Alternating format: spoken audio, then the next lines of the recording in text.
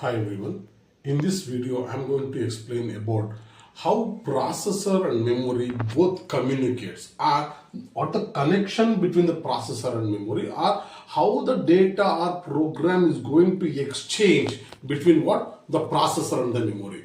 In my previous video, I explained about the memory and the types of memory, especially how the data, that means who can access the main memory, who can access the secondary memory. So who is responsible transferring the data from secondary memory to the main memory through some diagram I explained. Okay, so we know that what, again I will recap that. So we know that what, so secondary memory is consisting of a large amount of space. So whatever we the user, we are storing everything in what, secondary memory. So to every program or data, every file, every movie, songs, everything we are storing in what, in secondary memory. Whenever you want to execute anything, that should be brought into what, main memory. So that especially we are talking about what, RAM, random access memory. So that now suppose if I want to execute this data, this has to be brought to what, main memory, and that will be done by whom? Operating system will bring that. So once the program, the operating system brings from secondary memory to the main memory, then our CPU can take this data from this one and it will do the operation, this CPU. This is what we discussed, right? So now, so that means now once the CPU, once the program has been brought into the main memory, so now our processor go to the main memory location, takes this data, do some operation, and after suppose some results are there, again the results are back stored into what, main memory. Okay, so that means here some data is going to be exchanged or transferred, or communication is going to happen between your processor and the memory. Okay, so again main memory means what, we are discussing about only what, RAM. Okay, so and we know that our memory is divided into blocks. Okay, one block. In each block we store what, one location, we can store only one byte. So it has to go to particular address, it takes that data, come back to the processor, it do some operation, and the result of that again will go to the main memory. So this is what we discussed. Now let us see how this memory and what processor is going to communicate, or that what is the connection between processor and memory, that we are going to discuss in this video. Now we know that what, so we are having what, memory. Again I am telling, whenever we use the word memory, we are referring to what, main memory, that too especially random access memory. And we are having what, one more, processor. That memory, this is our memory. Now processor. Now processor we are having. Okay. So let us this take, this is my processor. Okay. So this is my what, processor, or you can say CPU or microprocessor, whatever. In simple words, we call processor.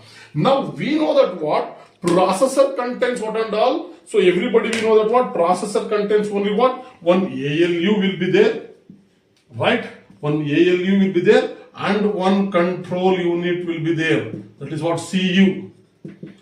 But other than these two, we are having some registers also there within the processor. Okay, so now we till now what we know that our processor contains only ALU and control unit. But now other than these two, our processor also contains many other circuits. In that one is the registers.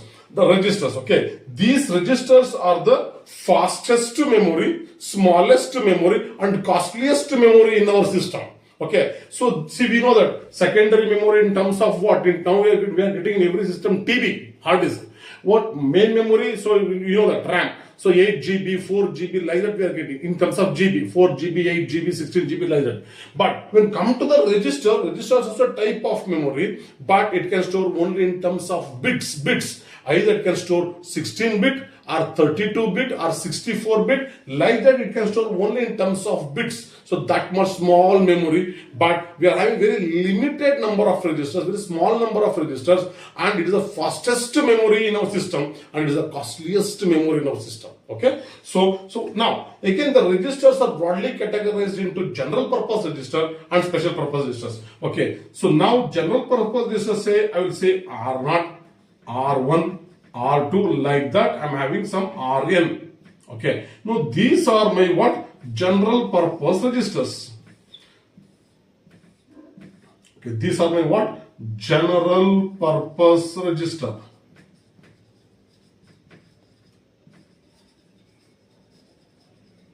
And apart from the general purpose, see what do you mean by general purpose registers? These registers can be used for our generic purpose. So we can use it to store, we can use it as an operand, whatever you can use. So it is not a specific, you can use for your whatever the programming purpose you can use. Okay. So next, other than these two, we are having so two more registers. So one is PC, that is called what? So this is program counter. PC stands for what? Program counter. See, program counter, and one more register called IR. So this is called instruction register. Okay, so IR stands for what? Instruction register.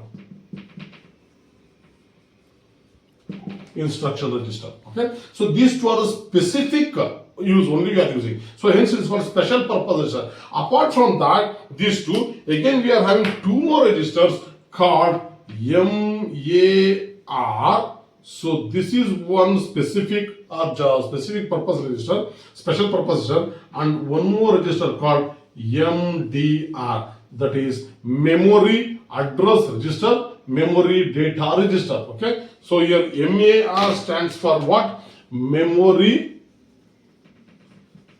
address register, and MDR stands for memory data register.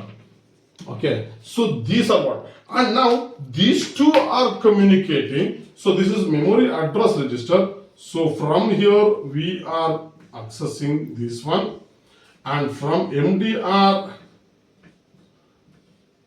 bidirectional. So again this is control unit, it is single direction. Okay, so this is the connection. That means our processor, this is the entire processor and memory is connected through what? See, MAR, MDR. Now let us discuss how the data, see what and all the operation CPU can do with the memory. See, CPU can go to memory, take the data. That's what the read operation. Okay, this is called read operation. Okay, or once it does the operation, the result it can store it. Okay, so that I will call as a write operation. That means either CPU can read the data from the processors or my memory, or it can write the data into the memory. Only two operations CPU can do with what? Main memory. Either it can read or it can write. Okay, so now how it will be done? Okay, now I thought again our processor can do what operation with the memory, either read or write. Let us say first how it will perform the read operation. Okay, first read operation. Now, our program is stored in the main memory. Assume it's already brought from secondary memory to the main memory. So now from this one it has to start execution. What we will do generally, we will simply double click on the program, right? Or any file or any one file or any data, simply double click. When you double click, it should start executing. Who has to execute? Or processor has to execute. How processor will came to know that the program or that particular file or that particular movie is there stored in this particular thing? So that will be stored. See, always we are storing every program and files by some file name, right? Some name we are giving. Always name gives us the starting address. So names are nothing but the variables. Okay, variables are nothing but what? So variables are nothing but the name given to the memory locations. So I have told in the previous video. So every memory location is having an address. To that address we are giving some name. So that name given to some memory location is what the address. Okay, name. The file name is also a variable. So file name gives a starting address. Whenever we double click on the file name, so the file name gives the starting address where it has been stored in the main memory. So the starting address it will give. That starting address is stored in what? PC. PC stands for what? Program counter. What this program counter contains? Program counter contains the address of next instruction to be executed. So it contains what? Address of next instruction to be executed. So that will be there in what? Program counter. Now that address, okay, will be stored in what? Assume for example the starting address is 1000. So the 1000 is stored in what? Program counter. So now program counter, see, there's the first instruction. So starting address is first instruction address. So that address comes to what? Program counter. So now program counter contains what? As the next instruction. But instruction register contains the current instruction being executed. Okay. Instruction register contains instruction which is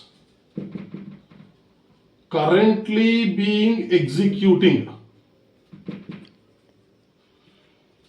Okay, so now once initially double click on the file, that starting address is stored in the program counter, that is the first address in this first instruction address. This will be transferred to what? MAR. So this memory address register holds the address to where it goes to the main memory. Now once you trace this address 1000 here, so it will go to that address in that particular. Now memory will go to this particular location.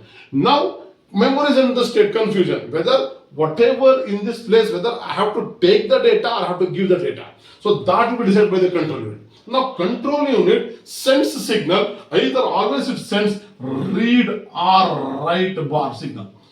That means it says, suppose if it is 1, so this is 1, this becomes 0, that means you do read operation. Suppose if it want to write operation, it will make this will be 0 and this will be 1. That means do write operation. So like that it will send. Okay. So like that it will send read or write operation. Now see, program counter is having the address. That address will be stored in the transfer to the MAR. So it now go to the address. So by the time control unit sends the read signal. Now when it sends the read signal or read signal, now memory came to know in this location whatever this data is there, that I need to give. Now what it will do, memory in that location copies the data or the instruction and give it to the MDR. Now the complete instruction, that instruction, whatever it may be, that some instruction is given to that MDR. Now that will be given to what? Instruction register.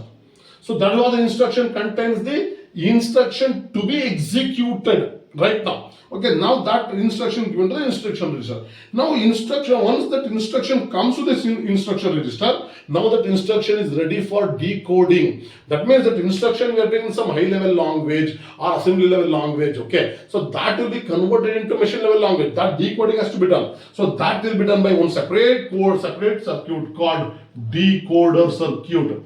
Okay, so once it will be decoded, then it will be executed by our ALU. So this is how read operation will. Now summary is whenever the first whenever you double click on any of the program, that starting address will be given to the program counter. It will give that to the MAR. Now to that address location it will go down. So then control unit sends the read signal. Now whatever the data is there, that will be read, copied and give it to MDR. Now MDR given to the IR. So now IR gives the decoder to decode and then it will execute by our ALU. So this is what read operation. Now while it instruction register gives the data to the decoder, at the same time program counter contains, it will be incremented by 1 because the next instruction. So that's what program counter contains the address of next instruction to be executed. Now it will be incremented by the next. So next address is what? By word. So it becomes 1004. That will be given 1004. Again go to 1004. It will give read signal, takes the data, give to MDR, MDR gives to IR, IR gives to decoder. So this is how read operation will be done. So hope you people understood how read operation is executed. Now let us see how write operation will be done. Okay, now assume our CPU has done some operation. Now it has to write the data into the memory. It has to give into the data into the main memory. Now for that what it will do, again assume it will instruction register, so everything. So it will done some data. So now whatever the data our processor wants to give to the memory, that it will write it in the what? Now MDR. That it will write in the MDR. Now where it has to write? That address will be stored in MAR. And controller sends the write signal. Now it go to that particular data and memory will, okay, I need to get it right. That means I need to write. That means it will take the data from the MDR and write in that address specified by the MDR. So this is how write operation will be done by the CPU into the memory. So, okay. So hope you people understood how the data is going to transfer or how processor and memory is connected or how data processor and memory is communicating with each other. If you have any questions, please write it in the comments. Thank you. Thanks.